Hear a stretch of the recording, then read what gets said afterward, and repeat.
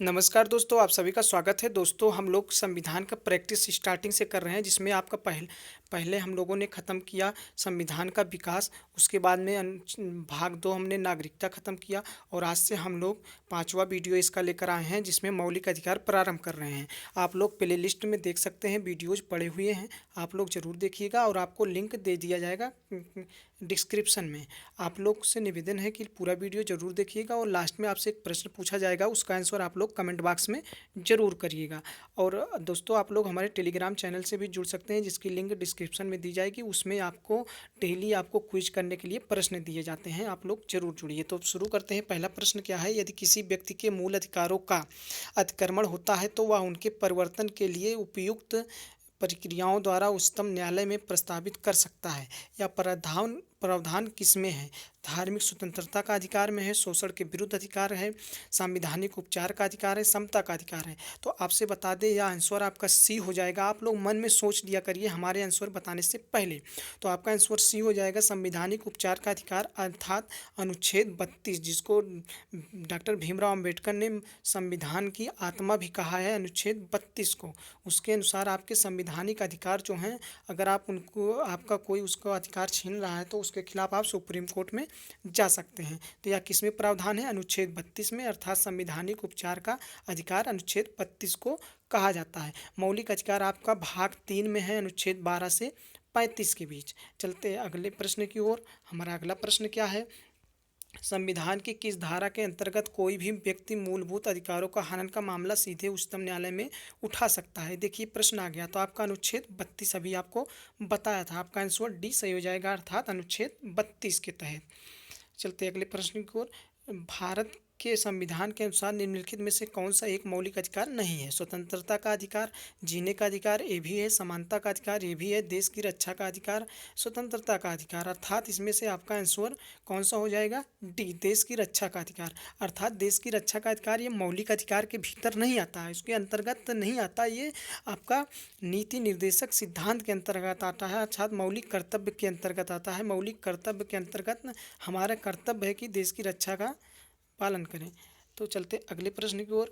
देश में शिक्षा का अधिकार एक डाट डाट अधिकार है, राजनीतिक अधिकार, मूलभूत अधिकार, सामाजिक अधिकार, विधिक अधिकार। तो आपका क्या हो जाएगा आंसर इसमें? आप खुद सोचिए। मूलभूत अधिकार बी।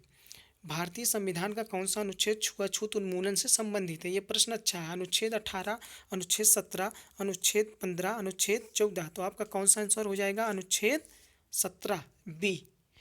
मूलभूत अधिकारों में से ज़्यादातर हमारे संविधान के डाट डाट से डाट अनुच्छेद में शामिल किए गए हैं। 1 से 10, 12 से 35, 36 से 51, 112 से 135। तो आपका आंसर अभी मैंने बताया था कि मूलभूत अधिकार जो है हमारे मौलिक अधिकार 12 से 35 के अंतर्गत आते हैं। आपका आंसर विकल्प बी हो जाएगा। निम्नलिखित में से कौन सा एक भारत के संविधान में सम्मिलित मूल अधिकारों में शामिल नहीं है? समता का अधिकार मूल अधिकार है, स्वतंत्र का अधिकार मूल अधिकार है, शोषण के विरुद्ध अधिकार मूल अधिकार है, आपका सूचना का अधिकार मूल अधिकार नहीं है। आपका आंसर डी हो जाएगा। ये नंबर पड़ गया है गलती से, ABCD के जगह पे 9, 10, 8 पड़ गया है, कोई बात नहीं। चलते अगले प्रश्न की ओर। भारतीय संविधान का अनुच्छेद 19 बोलने आदि की स्वतंत्रता से संबंधित कुछ अधिकारों का संरक्षण किससे संबंधित है? भारतीय नागरिक के मौलिक अधिकार, राज्य के नीतिक निर्देशक सिद्धांत, राज्य सरकार, केंद्र सरकार से। मतलब कि ये कहना चाहता है किसके भीतरगत आता है? तो आपका भारतीय नागरिक के मौलिक अधिकार के अंतर्गत अनुच्छेद 19 आता है। चलते अगले प्रश्न में। ऑप्शन ए आपका सही है। भारतीय संविधान के अनुच्छेद 14 में प्रयुक्त मुहावरा कानून की दृष्टि में समानता कहाँ से लिया गया है? संयुक्त राज्य अमेरिका से, जर्मनी से, ब्रिटेन से, ग्रीक से। यह प्रश्न आपका नया है, तो आपका आंसर क्या हो जाएगा? सी, ब्रिटेन से। संविधान के अनुसार किस अनुच्छेद के तहत जीवन की सुरक्षा और व्यक्तिगत स्वाधीनता प्रदान की गई है? अनुच्छेद 20, अनुच्छेद 21, अनुच्छेद 22, अनुच्छेद 23। तो आपका उत्तर क्या हो जाएगा? उत्तर आपका बी हो जाएगा, अनुच्छेद 21। अच्छा, यहाँ पे अनुच्छेद 21 आपको जीवन की सुरक्षा से संबंधित दे रहा है।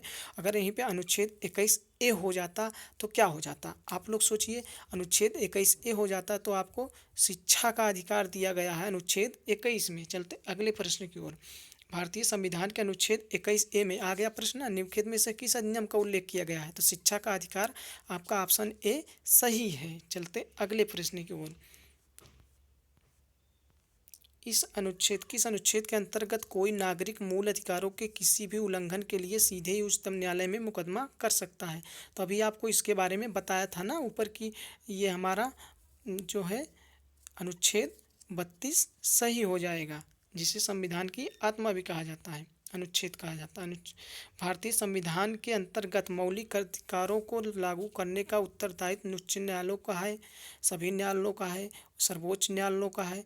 ए तथा बी दोनों सही है। उच्च न्यायालय भी, सभी न्यायालयों का मतलब आपका सर्वोत्तम न्यायालय भी जा रहा है, और उच्च न्यायालय भी आपका ए और बी दोनों सही है। चलते अगले प्रश्न पे। भारतीय संविधान के अनुसार संपत्ति का अधिकार है, मौलिक अधिकार है, आप प्राकृतिक अधिकार है, वैधिक अधिकार है, नैतिक अधिकार है। तो क्या पूछा है? संपत्ति का अधिकार, तो अर्थात आपका वैधिक अधिकार। अब यहाँ पे वैधिक अधिकार के बजाय आप लोगों को कानूनी अधिकार दे दिया जाए या विधिक अधिकार दे दिया जाए तो बात वही है, आप लोग इसको जानते रहे। चलते अगले प्रश्न की ओर। मूल अधिकारों से संबंधित मामला निम्नलिखित में से कौन सा है? गोलकनाथ बनाम पंजाब राज्य का मामला 1967, पश्चिमी बंगाल बनाम भारत संघ 1963, शर्मा बनाम कृष्ण 1959, बम्बई राज्य बनाम बलसारा 1951। तो आपका उत्तर क्या हो जाएगा? ए, गोलकनाथ बनाम पंजाब राज्य का मामला 1967, जो कि मूल अधिकारों से संबंधित मामला है। चलते अगले प्रश्न की ओर। अनिवार्य एवं शुल्क शिक्षा का अधिकार से संबंधित अनुच्छेद है। अब आ गया ना वही शिक्षा से संबंधित, तो आपका आंसर क्या हो जाएगा? अनुच्छेद 21 ए, अर्थात विकल्प सी आपका सही है, ऑप्शन सी 21 ए। चलते अगले प्रश्न की ओर। ये आपका आखिरी प्रश्न है और आपसे अभी एक प्रश्न पूछा जाएगा, उसका आंसर आप लोग कमेंट बॉक्स में जरूर करिएगा। भारतीय नागरिकों के मौलिक अधिकारों को राष्ट्रीय संकट के समय राष्ट्रपति द्वारा स्थगित किया जा सकता है। बी दिया है सभी प्रकार की आपातकालीन परिस्थितियों में राष्ट्रपति द्वारा स्थगित किया जा सकता है। सी दिया है राष्ट्रपति कभी भी सर्वोच्च न्यायालय की पूर्व अनुमति से स्थगित कर सकता है, किन्हीं भी परिस्थितियों में भी स्थगित नहीं किया जा सकता। तो सोचिए आपका क्या सही हो सकता है? आपका ऑप्शन ए सही है, बिल्कुल, राष्ट्रीय संकट के समय राष्ट्रपति द्वारा स्थगित किया जा सकता है। चलते अगला प्रश्न हमारा क्या है आज का सवाल, इसका आंसर आप लोग कमेंट बॉक्स में जरूर करिएगा। दोस्तों आप लोग सपोर्ट करिए, थोड़ा चैनल को सब्सक्राइब करिए और वीडियो शेयर करके थोड़ा सब्सक्राइबर बढ़ाइए, जिससे हमारा भी उत्साह बढ़े। राज्य पुनर्गठन आयोग ने 1 नवंबर 1956 को कितने राज्य तथा कितने संघ राज्य बनाए थे? ऑप्शन ए 14 एवं 6 राज्य संघ, 14 राज्य एवं 8 राज्य संघ, 17 राज्य एवं 6 संघ राज्य, 17 राज्य एवं 8 संघ राज्य। आपका आंसर क्या है आप लोग कमेंट बॉक्स में जरूर दीजिएगा। साप्ताहिक करंट अफेयर का वीडियो आप लोगों को उस प्ले लिस्ट में मिल जाएगा, आप लोग जरूर देखिए। आप सबका बहुत बहुत धन्यवाद।